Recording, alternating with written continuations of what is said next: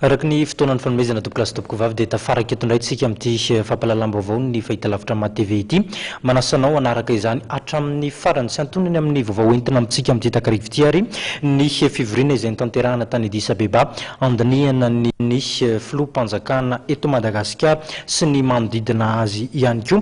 Eo ihany koa ny akon'ireo ataontsika hoe fitsidihana izay nataon'ireo kandida hifaninana amin'ny fifidianana filoham-pirenena tany anivon'ireo faritra maro manerana ny nosy ary eo amin'ny tontolon'ny tsy fandriam-pahalemana dia ny valan-kevitra ho an'ny mpanao gazety izay notanterahana tamin'ity andro androany ity.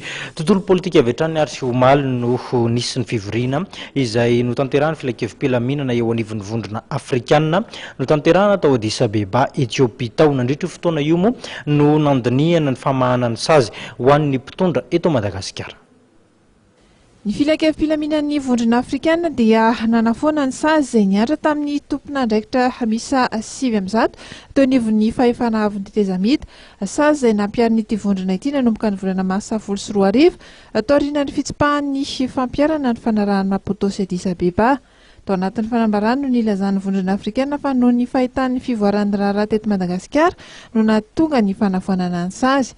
Momba ny fiverenan'ny Madagasikara mikamba no nivon'ny vondrona Afrikanina indray araka ny fanambarana ny voaka Omaly ary dia aorian'ny fifidianana ary aorian'ny fandraisan'ny filoha-vaovao fandinihana no vao afaka miverina amandray anjara feno ao anatin'ny vondrona Afrikanina i Madagasikara. Mikasika ny fanatanterahana ny fifidianana mampitandrina ny rehetra izay minimandrava ny fizorany amin'ny fifidianana ny CPS. Nosoritan'ny fanambarana ihany koa fa ny SADC dia afaka ny mesazy sy manokana ho an'ny olona izay manankorontana ny fizotry ny fifidianana izay.